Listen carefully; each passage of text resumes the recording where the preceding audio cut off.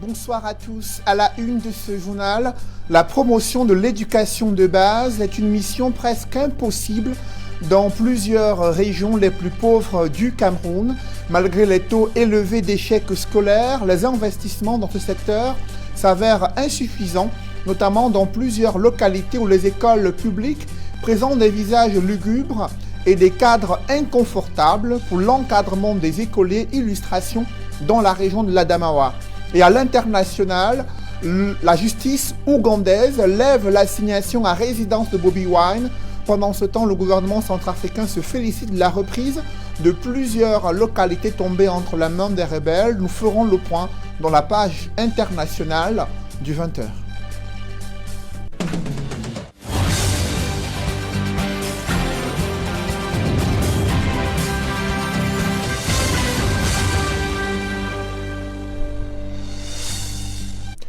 Merci de suivre cette édition complète de l'information sur Equinox Télévision. D'abord, cette tragédie survenue dans le sud, principalement à Kribi, là où une femme et son enfant ont été tués calcinés dans un incendie survenu dans la nuit de lundi à ce mardi. Malgré l'intervention des sapeurs-pompiers, on n'a pas pu sauver cette femme et son enfant. De nombreux dégâts matériels ont été enregistrés. Le récit des faits avec Joseph Abena. Il était 6h30 lorsque les flammes géantes sont aperçues dans cette concession privée de la cité balnéaire de Kribi. Le secours des sapeurs-pompiers arrivés en urgence peine à maîtriser les flammes. Dans la foule des curieux, un homme est inconsolable. Sa femme et son enfant de 6 ans sont coincés à l'intérieur de cette maison en flammes. Après des dizaines de minutes, des soldats du feu arrivent à vaincre les flammes, mais les dégâts sont irréparables. Une dame et son enfant complètement calcinés et pratiquement rien de sauvé. Le feu arrivant tous les 6h du matin, moi je suis pas très dormir. Subitement, une voisine commence à crier au feu, au feu, au feu. Ça alecte dans le voisinage.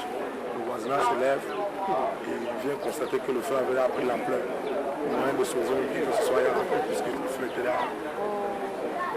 Le feu était là, tout envahir la maison. Je pense que c'est depuis 7 heures ce matin que j'ai été informé alors que je m'apprêtais à me rendre au boulot. J'ai été signalé par mon fils qui vient vers moi et me dit papa, il y a un incendie grave qui se passe pas loin de la maison. Très immédiatement, je me suis rendu sur le lieu. J'ai trouvé que la situation avait pris des proportions très élevées et le feu était inutilisable. J'ai essayé rapidement d'être en contact avec le sapeur-pompier. J'ai appelé le maire de la ville, j'ai appelé le maire de Kribi deuxième. Et puis je suis venu sur le terrain. Grâce à l'intervention forte de la population, nous avons tout au moins réussi à maîtriser à notre niveau. Mais il a fallu l'intervention des sapeurs-pompiers qui n'ont pas tardé à arriver sur le lieu. Et je crois que peu à peu, ils ont réussi à maîtriser la situation. Les premières informations pointent un doigt accusateur sur cette bouteille de gaz dont la manipulation n'a pas été contrôlée. À présent, voici le visage d'une éducation abandonnée dans l'arrière-pays. Créée il y a 2 ans dans la région de l'Adamawa, l'école publique de Mbindou n'a pas de table-banc. Les écoliers sont assis sur des piquets en bois ou à même le sol pour suivre les cours. Un inconfort propice aux maladies de la colonne vertébrale. Une école quasiment oubliée par les autorités locales, une situation qui illustre les difficultés criardes de l'éducation de base dans l'une des régions les plus pauvres du Cameroun. Reportage Jean-Blaise Noupéé, Mathilde Akemazou et Donald Brice Kamgan.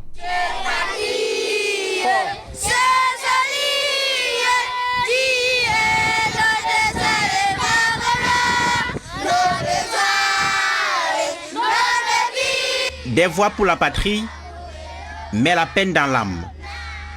Bienvenue à l'école publique de Bidou. Nous sommes dans l'arrondissement de Ngangha, département de l'Anvina, dans la région de l'Adamawa. C'est assis sur des piquets en bois que ces écoliers prennent des notes.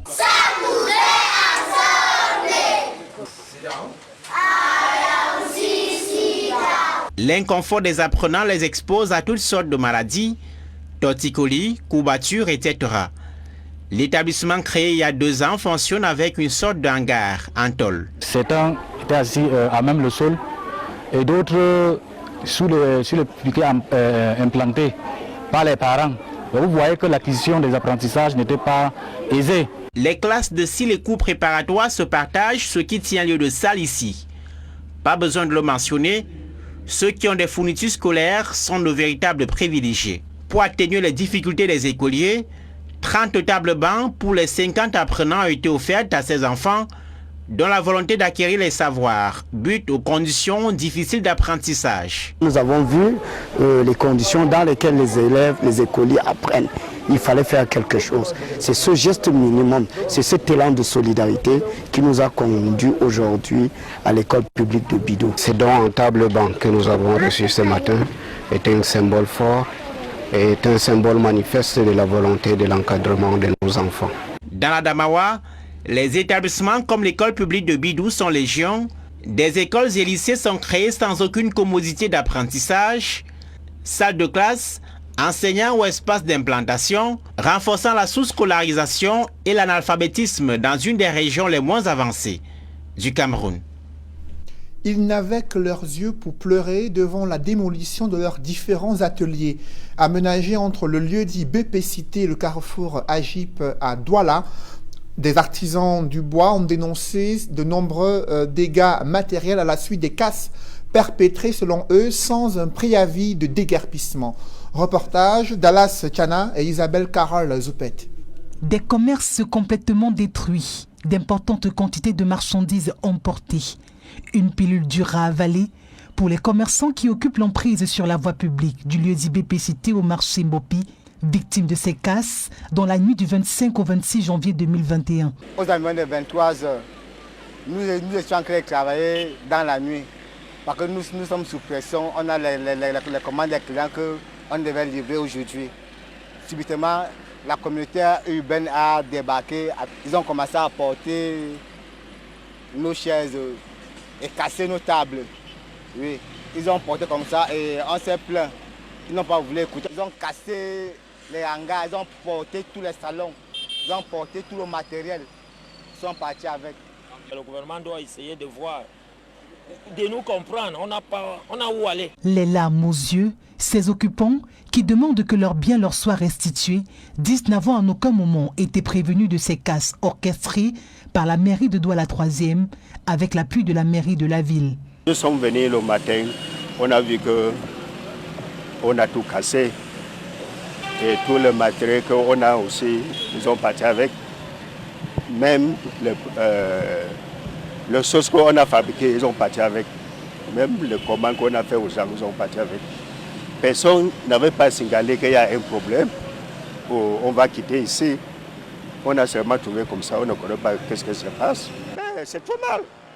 C'est trop mal. Ils disent avoir pourtant reçu l'accord de ces mêmes autorités pour occuper ces espaces. Ici, là, n'est-ce pas, c'est un village artisanal. Oui, c'est la communauté qui nous a placés ici. Et c'est eux qui ont demandé, qui nous ont permis de construire les stands comme on a construit là. Et puis, ils sont déjà même en réunion avec eux. Oui, à Bonanjo. Ils ont dit de construire. Contactés, les responsables de la communauté urbaine de Douala affirment que c'est une opération de lutte contre le désordre urbain qui vise à donner un visage plus radieux à la capitale économique. Une action, poursuivent-ils, qui va s'étendre dans les tout prochains jours dans plusieurs autres quartiers de Douala. Et les populations résidentes à Douala 5e, elles attendent aussi l'arbitrage des autorités administratives sur ce qu'elles considèrent comme des risques d'insécurité et de désordre urbain. C'est l'aménagement des établissements de divertissement au lieu dit Denver Bonamoussadi dans le 5e arrondissement de Douala. Les populations sont sorties manifester contre les différents projets en cours qui, selon elles, sont des sources d'insécurité, d'insalubrité et surtout de désordre urbain. Explication avec Steve Eboulet et Donald Brice Camgan. Cette fois, ils sont arrivés munis chacun d'une pancarte. Les messages qui y sont inscrits résument leurs revendications. Non aux nuisances sonores, non à l'insalubrité, non au désordre urbain. L'objet de leurs inquiétudes, c'est cet espace commercial. Il se développe sur le terre-plein, au cœur du lieu dit Bloc 20 à Denver, au quartier Bonamoussadi. Ici au quartier, nous ne voulons pas ce désordre, le désordre urbain. Parce que s'il y a l'agression ici, c'est nous qui allons suivre. C'est nos enfants qu'on va agresser. Et nos femmes. Il est projeté ici la construction d'un espace de loisirs de type snack bar et grillade. Les riverains révèlent que cette initiative est source d'insécurité, d'insalubrité, mais bien plus, viole les règles de lotissement Maïtu qui couvre cette zone résidentielle. On ne peut pas installer les boîtes de nuit, les bars partout. Ça n'a aucun sens. Il y a seulement une boîte ici, mais tu ne peux pas rentrer ici à une certaine heure. Tu te fais agresser. Alors si on ouvre ici, il n'y aura plus de vie. Les gens vont se faire agresser ici à n'en point finir. En décembre dernier, le préfet du département du Vouri a pris un acte suspendant les travaux et commettant une commission mixte pour constater les conditions dans lesquelles le projet est mené, mais les riverains relèvent avec surprise et regret que le chantier est relancé des plus belles en ce mois de janvier. Nous sommes en train de manifester pour faire comprendre aux autorités supérieures que nous ne sommes pas contents. Il va falloir qu'on nous restitue notre sécurité. Les riverains sont sans concession. Ils demandent que le terre-plein soit aménagé pour un espace vert ou un jardin, comme le prévoient les usages. Le collectif des riverains du lieu-dit Bloc 20 Denver a saisi à nouveau les autorités afin que leur voix soit entendue dans ce conflit qui joue les prolongations. Après la vague d'indignation des Camerounais contre les intimidations et menaces proférées à l'endroit du faux des Bamendjou, il était prévu une marche de soutien le 30 janvier 2021 dans cette localité située dans la région de l'Ouest. Le roi des Bamendjou n'est pas resté insensible aux pleurs, prières et soutiens des Camerounais. Cependant, redoutant une répression violente d'une telle manifestation, le faux Sokudjou Jean Rameau leur a demandé de ne pas se déranger à faire le déplacement pour Bamendjou, car il ne veut pas perdre un seul parmi ces Camerounais. Le roi des Bamendjou préfère que chacun d'entre eux reste là où il est et suive ses indications et ses consignes pour la journée du 30 janvier 2021. Selon le chef Sokudjou, ces Camerounais sympathisants de sa cause doivent méditer de manière sincère en mangeant quelques grains de jujube à 12 heures exactement, a-t-il précisé. Il les appelle à confier à travers leurs prières le Cameroun et tout le pays et tout le peuple camerounais à la protection des dieux des ancêtres. Ensuite, le roi des Bamendjou leur a demandé d'être attentifs au message des dieux des ancêtres. Seule la vérité gouverne et gouvernera le monde, a-t-il indiqué dans son communiqué. Comment réduire les coûts d'entretien routier au Cameroun? De nombreuses municipalités et autres collectivités territoriales décentralisées peinent à pouvoir acquérir des engins pour soulager les populations qui peinent à pouvoir se mouvoir dans plusieurs localités. La mise en place d'une unité d'assemblage des engins de génie civil est perçue comme une première solution selon le gouvernement. D'autres détails avec Marcelin Gansop. Ce n'est un secret pour personne que plusieurs entreprises, et notamment les PME locales, qui gagnent des marchés de réhabilitation des routes et autres aménagements, pêchent souvent par leur faible capacité technique et de mobilisation. Résultat des courses, les travaux piétinent, avec pour corollaire le non-respect des délais contractuels, ce qui oblige le maître d'ouvrage à procéder contre mauvaise fortune bon cœur à la résiliation de certains contrats. L'assemblage des engins de génie civil sur la place portuaire de Kribi est une aubaine, dans la mesure où, en plus de résoudre le problème de disponibilité, cette nouvelle donne va également contribuer à la réduction des coûts. Vous voyez, chaque fois que nous formons le prix d'une infrastructure routière donnée, il y a un segment important qui est celui des équipements que l'entreprise devra mobiliser pour ses travaux. Maintenant que nous aurons à produire les équipements sur place à des coûts véritablement compétitifs, on va y aller. Et cela répond également à notre stratégie d'import-substitution.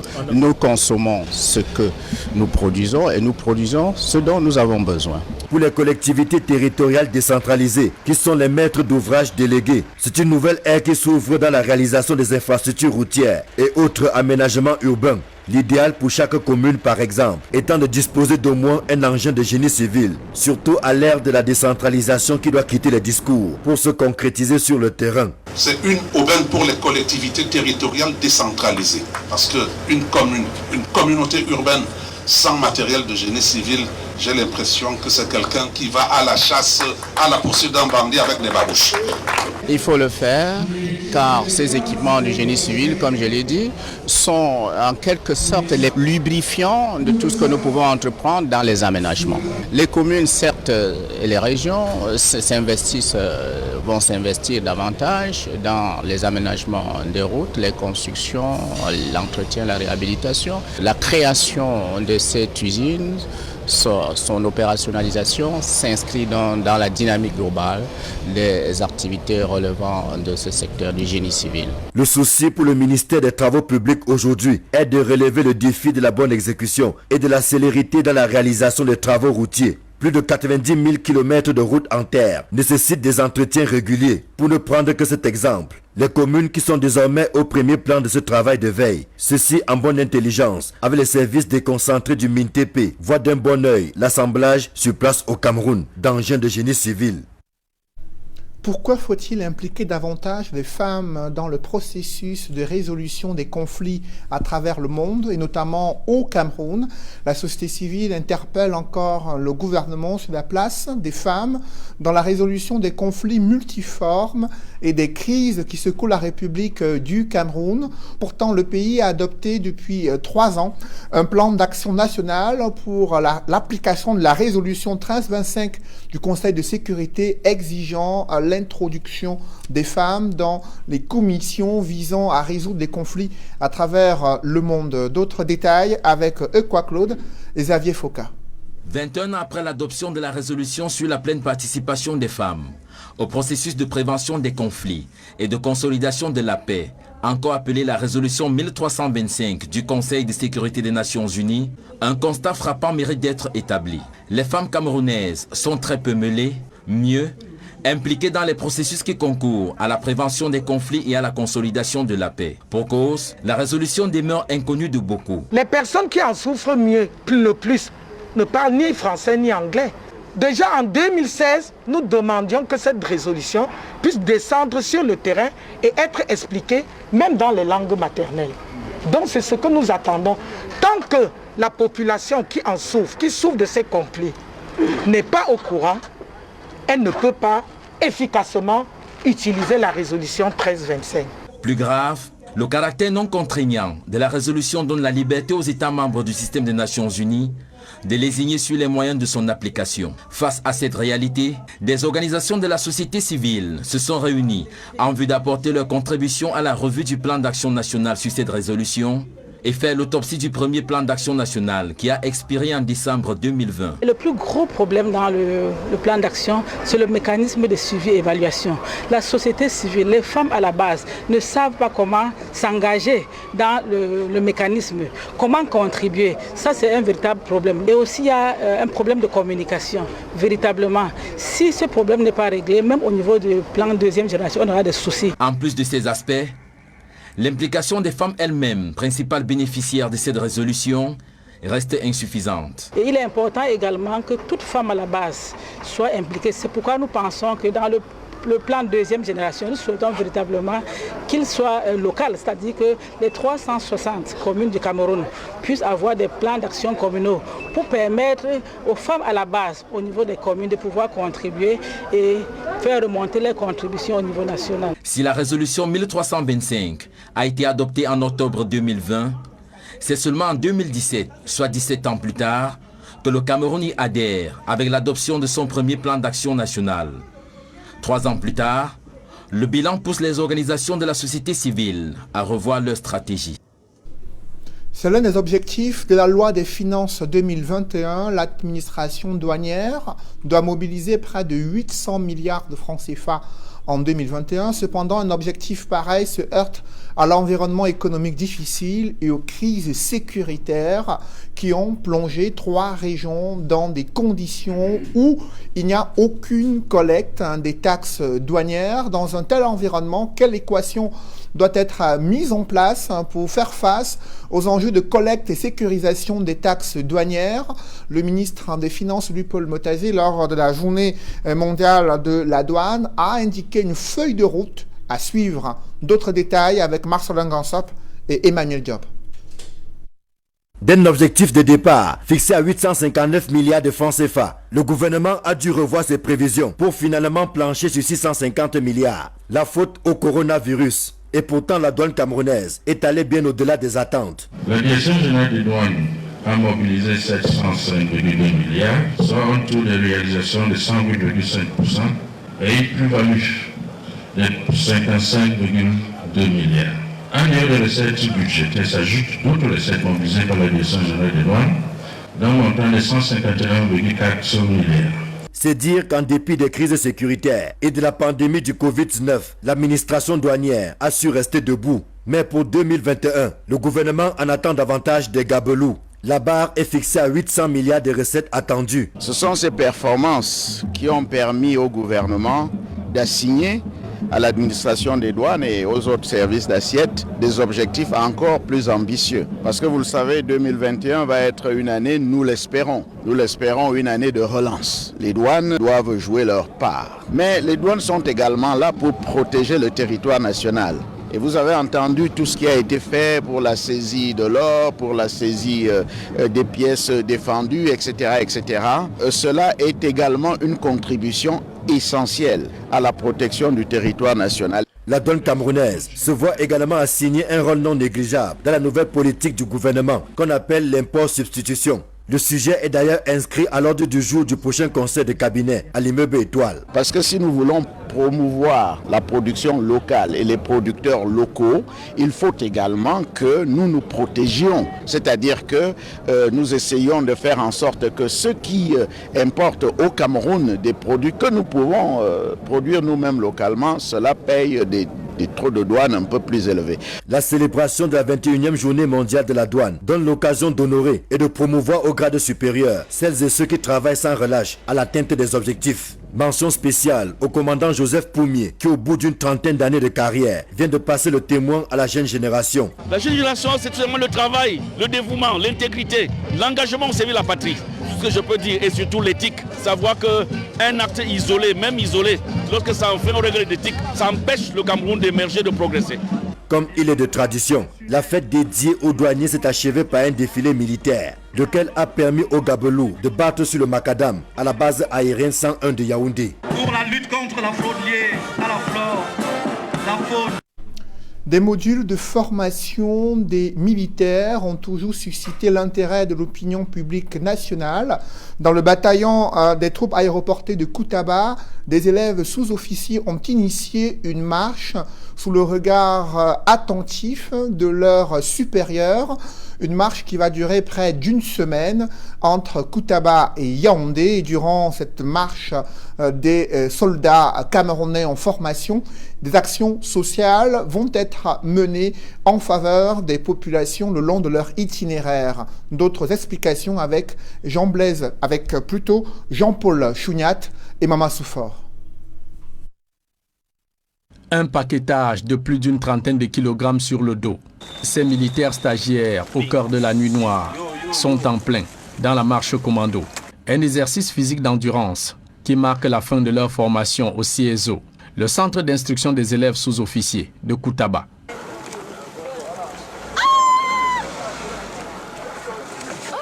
Il s'agit d'une marche d'endurance qui clôture un peu la formation des élèves sous-officiers du contingent 2019. Donc on a normalement une semaine pour arriver à Yaoundé.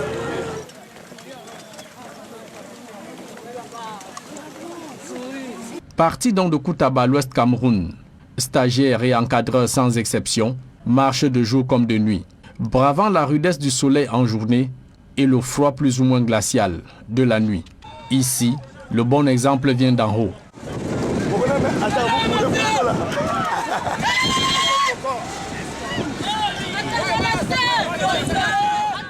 La première vertu d'un chef, c'est l'exemplarité. Les gens copient plus et retiennent plus ce qu'ils ont vu que ce qu'ils ont entendu. Donc quand ils me voient marcher, ça les encourage. Moi-même, je continue à m'entraîner parce qu'un jour, la hiérarchie peut me solliciter ou une épreuve d'endurance. Il faudrait que je sois à la hauteur.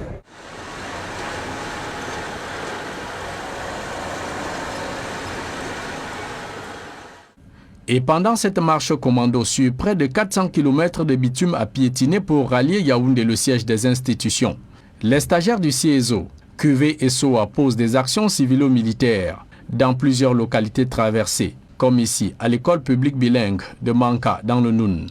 Distribution de matériel didactique, don de drapeaux tricolores, pour un exemple de patriotisme au fondement des forces de défense et de sécurité dans la protection de l'intégrité territoriale du Cameroun. Une marche d'endurance, ça permet également de créer un lien armée-nation parce que nous avons des actions civilo-militaires que nous allons accomplir au niveau des écoles. On va mettre des drapeaux au niveau des chaufferies. On va faire des soins gratuits pour la population.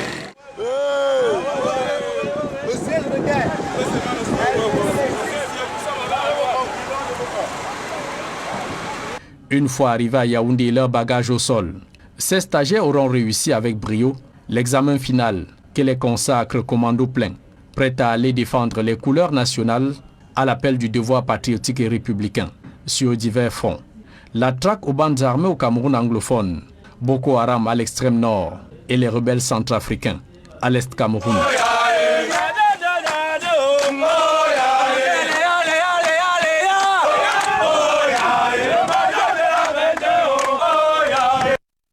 Et mettons le cap sur la République centrafricaine où des soldats camerounais sont engagés au sein de la MINUSCA afin d'assurer la sécurité dans ce pays en état d'urgence. Le gouvernement centrafricain se félicite de la reprise de plusieurs localités qui étaient jusqu'ici entre les mains des rebelles. Il dit avoir tué près d'une 50aine de rebelles lors des affrontements violents durant ces dernières heures.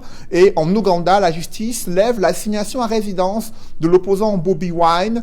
Pendant ce temps, au Ghana, les obsèques officielles de Jerry Rawlings se poursuivent. La mouture internationale est signée Mathilda Kemazou et Nadine Yambo. Après des semaines d'escalade de tensions dans la ville de Boyali, au nord-ouest de la Centrafrique, les forces gouvernementales, avec l'appui des forces alliées, ont mené une offensive d'envergure contre les groupes rebelles dans la zone. Ils ont subi de lourdes pertes, bilan 44 rebelles abattus et 3 d'entre eux capturés. Accusés de vouloir imposer un blocus de la capitale Bangui et de renverser le régime du président Touadéra, l'armée centrafricaine a lancé un assaut contre sept groupes rebelles alliés au sein de la coalition des Patriotes pour le changement qui sémait la terreur dans le pays. Plus de 12 000 casques bleus ont été appelés en renfort aux côtés des forces de sécurité. L'armée centrafricaine reprend ainsi le contrôle de la zone de Boyali, tombée entre les mains des milices le 22 décembre dernier. Le regain d'insécurité a poussé le président de la République à décréter l'état d'urgence de 15 jours. Ces dernières semaines, des milliers de civils ont fui les combats pour trouver refuge dans des pays voisins tels que le Cameroun. Malgré la fermeture de la frontière entre les deux pays, des centaines de personnes affluent chaque jour dans le camp de Gado à Garoua-Boulaye dans la région de l'Est. Selon le Haut Commissariat des Nations Unies pour les réfugiés, plus de 5000 personnes sont logées dans ce camp. Près de 300 nouveaux abris d'urgence ont été construits pour accueillir ces nombreux déplacés centrafricains. En Ouganda, l'opposant Bobi Wine et principal challenger du président Yoweri Museveni, désormais libre de tous ses mouvements. La justice ougandaise a levé le blocus autour de sa résidence. Policiers et soldats lourdement armés étaient déployés devant les portes de son domicile depuis le 14 janvier pour l'empêcher de se mouvoir. Toutes les entrées étaient filtrées par les forces de sécurité. Selon la Haute Cour de justice, cette détention est jugée illégale. En réponse, le gouvernement justifie cette assignation à résidence surveillée pour éviter de nouvelles manifestations de l'opposition après que l'opposant Bobi Wine ait qualifié la récente élection présidentielle de mascarade politique, dénonçant de nombreuses irrégularités ayant entaché le scrutin. Les derniers adieux du peuple ghanéen à l'ex-chef d'État Jerry Rawlings. Des hommages officiels se déroulent depuis dimanche. Membres du gouvernement, Leaders politiques, chefs traditionnels et religieux se succèdent autour de sa dépouille pour lui rendre un dernier hommage. L'actuel président de la République, Nana Akufo-Addo, et le chef de file de l'opposition, John Mahama, prennent part à ses obsèques. Décédé le 12 novembre dernier des suites de maladie, Jerry Rawlings sera inhumé ce mercredi au cimetière militaire d'Accra, la capitale. Arrivé au pouvoir en 1981, après 2 coups d'État successifs, Jerry Rawlings aura dirigé le pays d'une main de fer durant 19 ans, dont 11 ans de dictature et 2 mandats présidentiels. Malgré tout, il est reconnu comme étant celui qui a rétabli les libertés démocratiques dans son pays. Il reste aujourd'hui comme un symbole politique et une figure marquante du panafricanisme sur le continent africain. Et une autre en football, la première affiche des quarts de finale du CHAN est connue. Le Cameroun affronte la République démocratique du Congo samedi à Douala à partir de 20h. Et le Mali croise le fer avec le Congo-Brazzaville le même samedi. Pour les autres rencontres, elles sont encore en cours.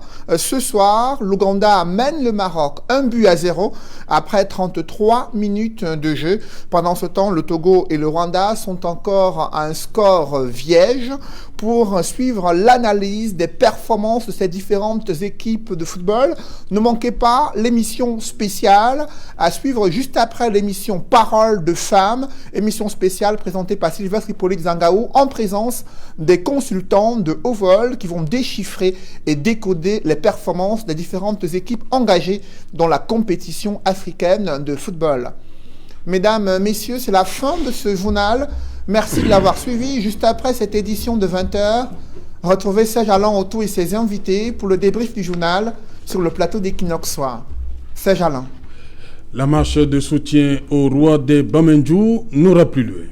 Du moins, c'est le souhait du chef, le faux Sokoudjou Jean Rameau, qui ne souhaite pas perdre l'un de ces Camerounais acquis à sa cause. Pour lui, la vérité gouverne et gouvernera toujours le monde. Il leur demande plutôt d'observer des minutes de méditation dès 12h le 30 janvier 2021 en mangeant quelques graines de jujube et en confiant le Cameroun et le peuple camerounais au Dieu de nos ancêtres, afin qu'ils puissent suivre le message qui leur sera délivré. Il souhaite être celui qui partira le premier et que les autres Camerounais restent pour pleurer son départ. Il dit être en parfaite forme et il dit aussi qu'ils doivent rester confiants quant à l'avenir du Cameroun. C'est Alain. Voilà, madame, monsieur, c'est donc l'essentiel, l'Equinox Soir, deuxième partie. Bonne soirée à vous, Cédric. Bonne soirée à vous, Serge Alain. Rendez-vous demain. 20h. Dans un instant, donc, la suite. Equinox Soir.